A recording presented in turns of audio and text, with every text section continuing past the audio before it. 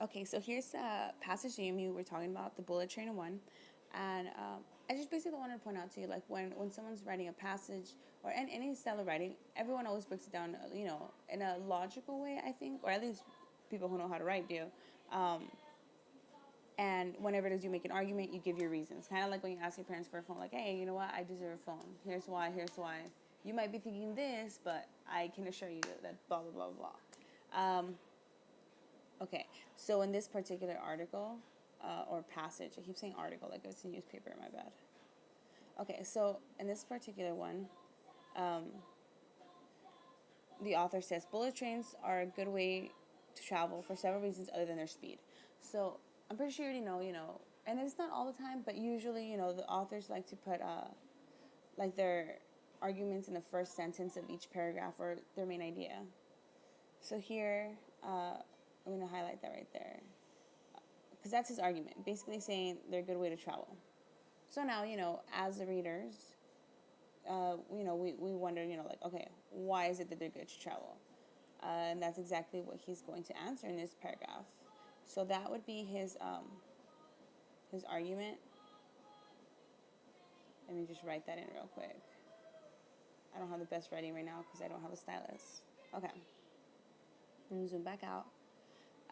The next sentence says, they are very punctual, often leaving on time. Bam. First reason right there. Let me get a different color highlighter. There you go.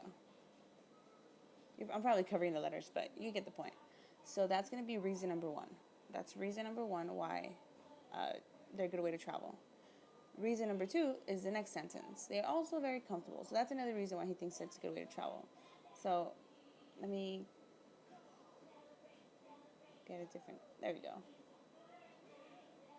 Okay. The sentence that follows is actually just basically like giving more, he's basically just giving more support for that idea. They're also very comfortable. So that's why he says, all the seats face forward and there's plenty of legroom, because that spells out comfortable to him, Next sentence, most importantly, bullet trains are very safe. So that's his last reason why he thinks that they're a good way to travel. Let me highlight that a different color. Okay. Where was it? Okay. And then, like in the previous reason, the next sentence just basically kind of like provides more support as to why it is that that's a good reason. It says, in their 35-year history, there have only been a few accidents and no deaths. So that's that paragraph. The next paragraph, it says, bullet trains certainly have their strengths. Although it is difficult to see anything wrong with the trains, they do have one significant drawback. They are expensive. So when you're writing, it's always a very, it's a good thing when you like can include the other side. Like, you guys may be thinking this about it. He anticipates what they're basically going to say, like what he thinks people against bullet trains would say, which is, they're expensive. So he does acknowledge it. He does say they are. But the important part is to basically refute that by basically showing them why, it's not that much of a drawback. Let's see. Okay, so strengths and drawbacks, because that's basically like the idea right here. So the drawback that he mentions, like why they're not all that great, is that they're expensive. So that's going to be the reason why they're not good. But then he basically justifies it, or basically, kind of like makes us, realize that, hey, that's not so bad, because a ticket to travel to another city can, So it says, if you fly through an airport, you basically land at the edge of the city. Like, okay, you don't want to end up far from your destination. The train station, though, will literally, like, basically leave you there. Let's see. So, he says they are expensive. Okay, so, oh, I thought I had my highlighter. My bad.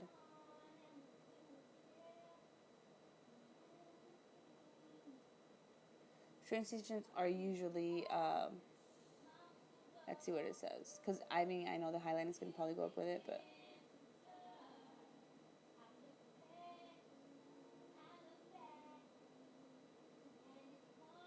There we go.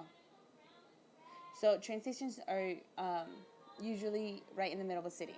This means that it's often more convenient to take a bullet train instead of flying.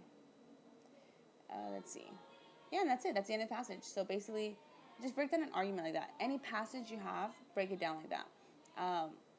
And I mean, I'm not going to answer the questions for you because, I mean, what kind of a tutor would I be if I did that? I'm probably a good one, but I want you to like practice doing this on your own. And look, once you do that, literally the questions become so incredibly easy. It says right here, what kind of training does the author talk about? Okay, so that one is in the first paragraph. Once it gets technical like that, you're like, okay, I don't remember if it was, whatever all these words say, like Shinkansen, whatever, shiitake, who knows, so you go back to the passage and you just check really quick. And then it's right there. Right there. Okay? So you go to your questions, you answer that. And we're going to keep doing that to all your passages until it is that you get to the next level. Okay?